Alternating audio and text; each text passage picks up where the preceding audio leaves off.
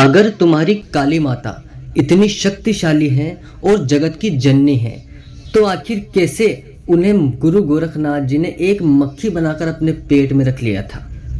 भक्तों, आज हमारे पास एक बहुत ही विशेष प्रश्न आया है, जिसमें एक साधक ने हमसे यही पूछा है कि गुरुदेव, जब काली माता इतनी शक्तिशाली है, आप कहते हैं कि वो जगत की जननी है, उन्हीं से पूरे संसार की उत्पत्ति है और वही सभी देवों के ऊपर राज करती है, तो फिर गुरु गोरखनाथ जी ने कैसे उन्हें एक मक्खी बनाकर अपने पेट में धारण कर लिया था। जय महाकाली भक्तों, जय महाकाल। मैं गौरीदास स्वागत करता हूं आप सभी का हमारे एक और नए वीडियो में। भक्तों, आज हम इसी विषय पर चर्चा करने वाले हैं।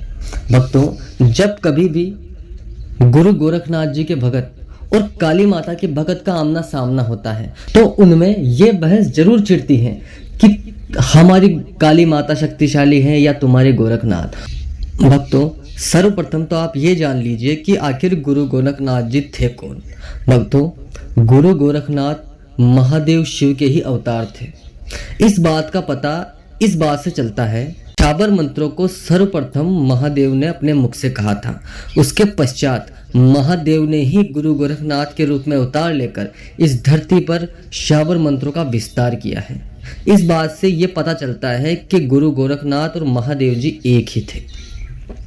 अब भक्तों, बात करते हैं कि काली माता को किस प्रकार गोरखनाथ जी ने अपने पेट में धारण कर लिया था, वो भी एक मक्खी बनाकर। तो भक्तों, सबसे पहली बात तो ये कि ये बात वो अनजान लोग कहते हैं जिन्हें अभी तक काली की महिमा का पता नहीं है। वो नहीं जानते कि काली माता के कितने रूप हैं। हमने अपने इस चैनल पर आपको हजारों बार बताया है कि काली माता एक नहीं है, काली कोई एक शक्ति नहीं है। काली तो हजारों रूपों में विद्यमान है, जिनमें कोई काली है शमशान काली है, श्यामा काली है, कंकाली है, दक्षिण काली है। इस प्रकार काली माता के हजारों लाखों रूप इस पृथ्वी पर विद्यमान है। और भक्तों, जब जब जहां पर एक कथा आती है कि काली माता को गुरु गोरखनाथ जी ने अपने शरीर में मक्खी बनाकर धारण कर लिया था, आपने शायद उस कथा को अच्छे से पढ़ा नहीं, सुना नहीं। उस कथा में साफ साफ लिखा हुआ है कि गुरु गोरखनाथ जी द्वारा शमशान काली को अपने पेट में एक मक्खी बनाकर धारण कर लिया था, क्योंकि शमशान काली चाहती थी कि वह गुरु गोरखनाथ जी का भोग ले। इस प्रकार की जो वाक्य है वो वहां पर कही गई है। तो आप लोग अधूरी जानकारी लेकर हमसे इस प्रकार के प्रश्न पूछते हैं। भक्तों, याद रखिए, शमशान काली वो काली नहीं है जिसकी हम पूजा करते हैं। हमारी काली तो हमारे घर पर बैठी है, जो हमारी माँ है, एक प्रेमी रूप में है, ममतामयी करुणामयी रूप में हमारे पास विद्यमान है। हम करते हैं उस काली की बात जिस काली का गुस्सा शांत करने के लिए महादेव शिव को उनके पैरों में लेटना पड़ा।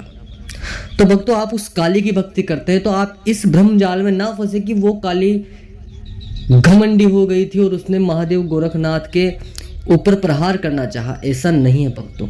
गुरु गोरखनाथ जी के लिए भी जो माता महाकाली है वो उनकी माँ है और उनसे 1000 गुना शक्तिशाली है। तो इस बात को याद रखें भक्तों।